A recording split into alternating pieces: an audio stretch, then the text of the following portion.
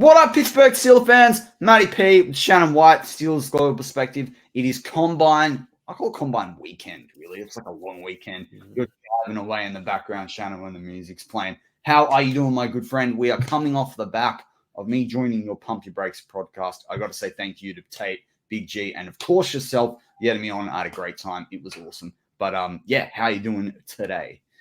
I'm doing great. Like you said, we had a great Pump Your Brakes podcast, and I knew we would. And just for Steeler fans, breaking it down. And I wanted to do that to kind of give everybody, get them prepared for this Combine weekend.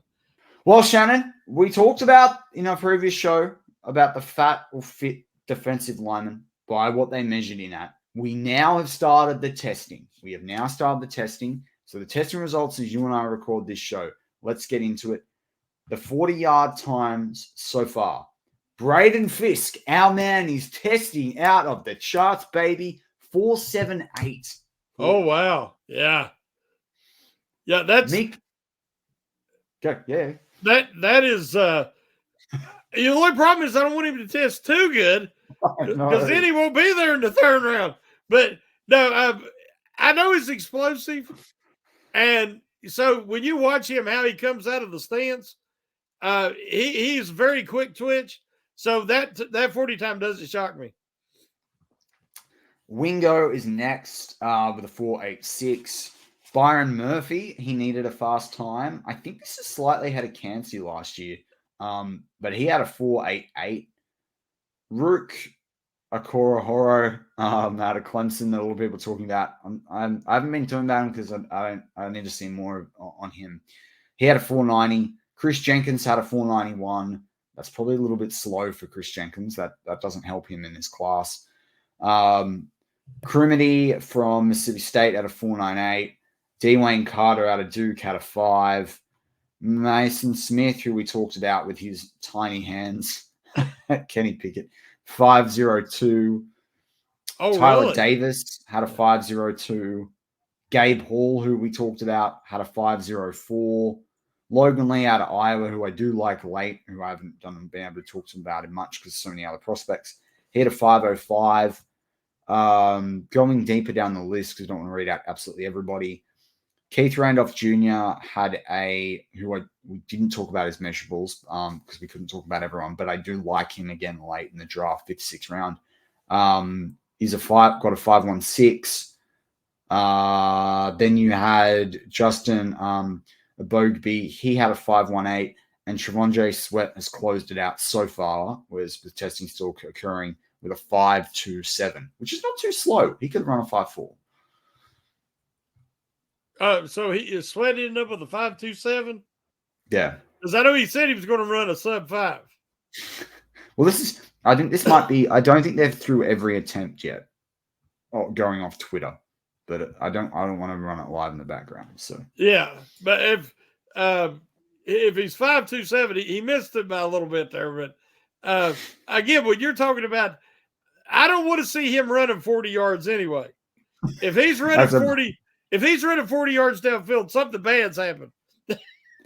I will say this, though. His 10-yard split wasn't the slowest. He had a 1.18 10-yard split.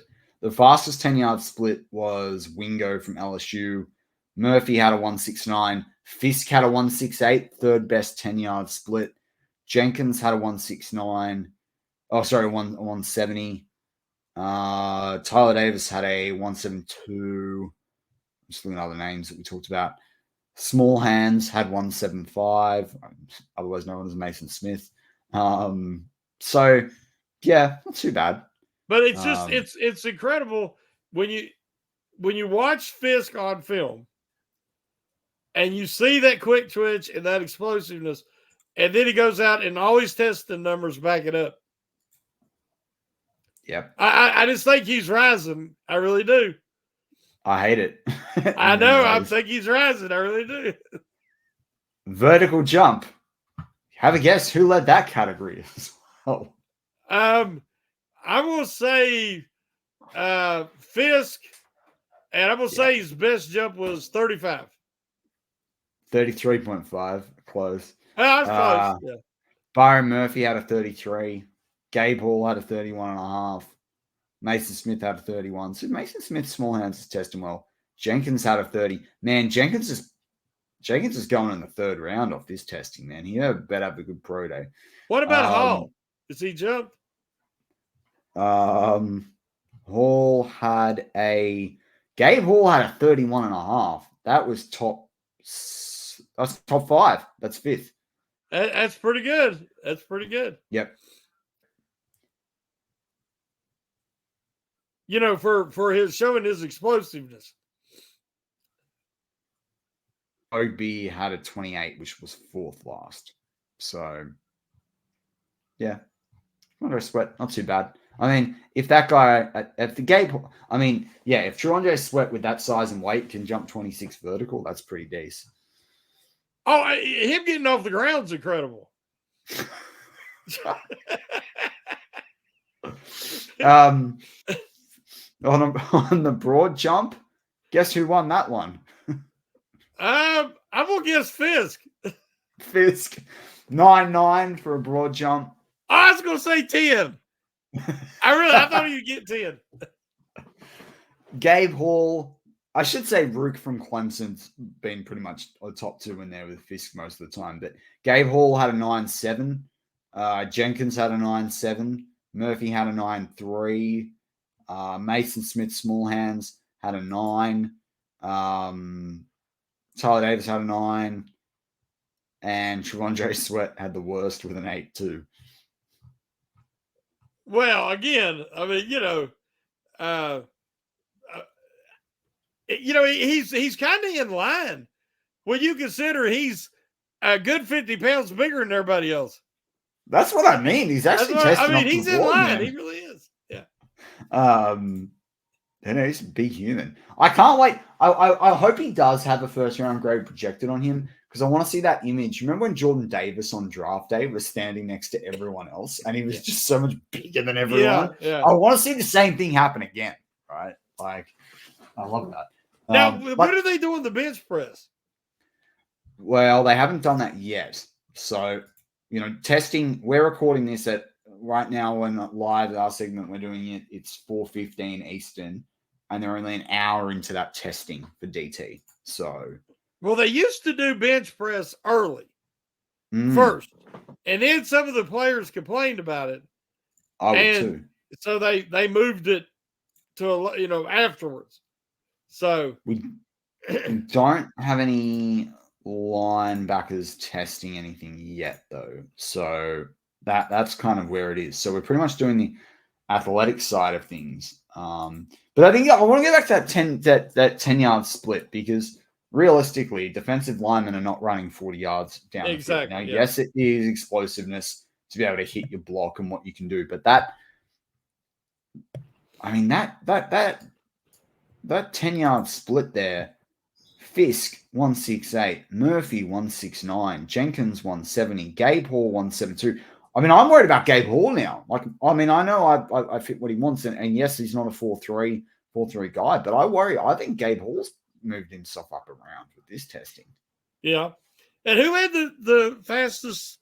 Now, Fisk had the best 40, but you said he had the third best split, 10-yard split, right? Yeah. Who was ahead of him? Wingo from LSU and Rook Okorohoro from Clemson. I'm telling you, man, that kid from Clemson, he was one of them this week when they were talking. Me and you was talking before we started the podcast of how close they are to all the Steeler coaching and scouts because the Steelers have a great relationship with Clemson. And he's, the Steelers are interested in him. I'm telling you, just because of their connection. Well, he might be because he's in the top 4 or 5 for all the testing as well. He might be the consolation prize. If that's what I'm saying. If it falls through with Fisk, which I hope, you never get the guys that I want, it seems like, but that would be a good consolation prize. Would you draft Fisk at 51? I'd be tempted. See, because like I told you, Frazier ain't making it to 51. That's my This is my point, right? Yeah, but I want Frazier. So my opinion is, if Frazier, let's say Frazier's off the board, right? Then but I'd take him in the first to get him. Fine. I would try to trade back in a little bit. Yeah. So let's just say that Frazier's off the board. We've drafted him, or another team's drafted him. Either way, it doesn't matter. He's not there, right? Same as Jackson Powers Johnson. Oh, I guess actually my question, we haven't drafted him, sorry to say, right? We tried. We couldn't draft him. Sorry, Shannon, right? No, I'm telling you, if it was Frazier and then Fisk in the second, I'm happy. Double F. No, but I'm saying that. Let's say someone picks him before we do, right? Yeah. At 51, you have a choice. You go Fisk. You can go anyone you like, obviously. That's not being drafted. But Cedric Van Pran's out there. And we haven't seen him test or anything like that, but he's the third best center right now. Yes. Do you get the center because you need a draft a need, or do you go and get one of the best players available, which I think Fisk at 51 would be an absolute steal. And considering where we drafted Benton, I think Fisk would be the better steal than Benton was. Yeah, I mean, if I had to go the third best center, I like all three of these top centers for different reasons. And my favorite, of course, is Frazier. But I mean, Powers Johnson is a stud. I just think he'll have a shorter career, but he can be a star.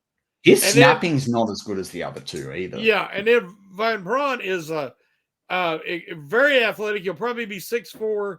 He's going to be the longest reach. And he's very athletic. So I want the Steelers to settle this center thing finally once and for all. If it's not those three, then I'm definitely going Fisk in the second at 51.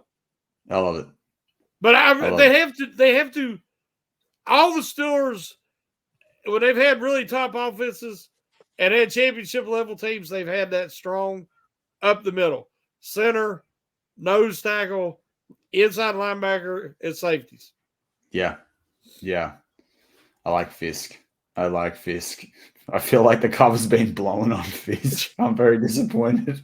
Yeah, I mean, you told me, and once I started looking at him, I'm like, oh man, he's got the. That's the thing. I can say categorically, if you're new to the channel and you're seeing it the first time, I've been talking about Fisk since mid-January, maybe. Yeah. Well, he's a Steeler through and through. That's how I feel about Frazier. And see, that's what I said. If we got Frazier in the first, Fisk in the second, you have two perfect Steeler guys. Yeah, and I just think, I mean, I was hoping you get Gabe Hall late and he'd steal and surprise everyone, on the field. But I think Gabe Hall's going to go high now too. I'm disappointed. This testing, it's not been a good day for me. It's been a great day for them. It's been a bad day for me. Yeah, but usually guys we like, there's a reason, and it shows up on tape, and then they get started being testing, and it shows up right. If Fisk was out there and he was running a 5.4 or 5.04, I would be shocked, right? Then he ran a 4.78, I think you told me. That makes sense. Yeah. What didn't make sense is a guy like Jarvis Jones. I mean, when he put up all them sacks in college and then he tested awful, that's when you see the red flag. I mean, remember what I said? I said that, like, I feel like Fisk has a Vita Vea presence. Yeah, he's kind of proven that, man. Like, I just. But I got a question that this is for you to answer. Yep. And it's going to blow everybody's mind. Okay.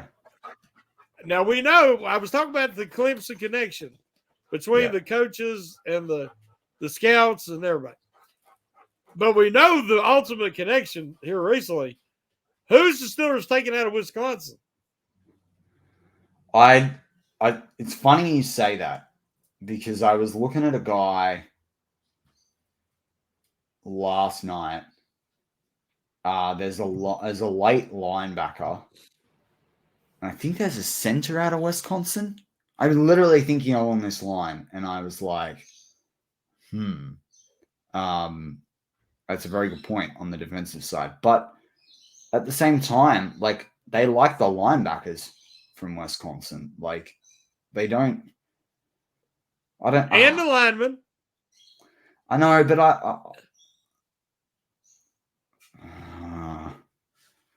I don't think there's a prospect I like out of Wisconsin. That's what I'm saying. It's always, Wisconsin, but I don't see the connection this year. Now, there'll be an undrafted guy, come to camp. There'll always be something like that.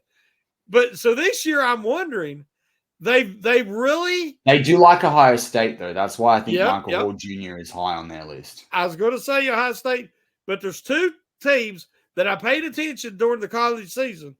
The Steelers had a bunch of scouts in the ACC. And they were at North Carolina State a lot. They're always in North Carolina. And I just have a feeling that, and they also like some of the guys out of Michigan, which is good for Colson and Wilson, the wide receiver. We'll talk about on a later episode. Yeah. I'm just devastated about Fisk. No, don't be like it. Not yet. I wanted him to have. I'm rooting for the kid. I wanted him to have a good day. Imagine. He still has short arms. Okay. So what we'll do is we'll just talk about how nobody wants him. His arms are too short. We'll put that rumor out there. Imagine a guy like that learning off Cam Hayward for a year. And next to Benton, it'd be the Bash brothers. It'd just be. Hey, I like it. I like it. Yeah. And you go get Gabe Hall late, and then you've got your three guys, like your 3-4 is set. The three from the 3-4 is set for the next decade. Like, come on, man, just do it. Oh man, it sucks. But hey, that kid out of Missouri, Darius Robertson. Yeah, so we didn't cover his height and weight. It was interesting, but like, I don't mind him. I don't mind him. Huh?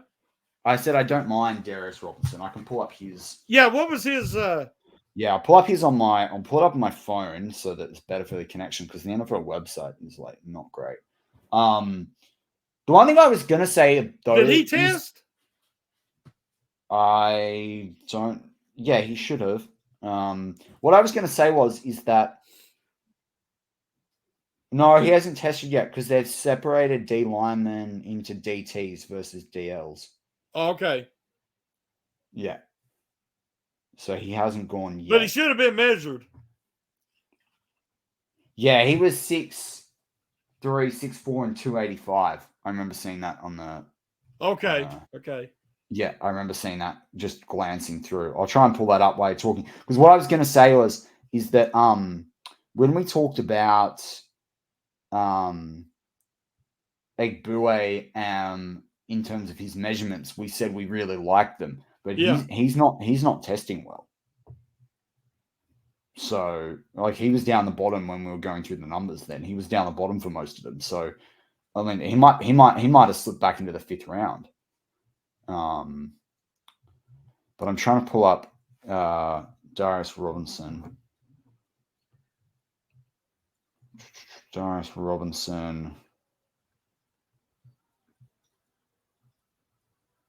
I can't believe Braden Fisk jumped to 33.5. That's insane. Yeah, but like I said, he's a quick twitch athlete, and with that explosiveness, you knew he was, he was gonna have some bounce. Mate, that's serious. And 9'9". I mean, you had a 10 on him. I thought he jumped 10. I really did. Yeah. We have Darius Robinson. I know I saw it. The problem is they don't put the measurements up straight away on NFL.com. That's the problem with it.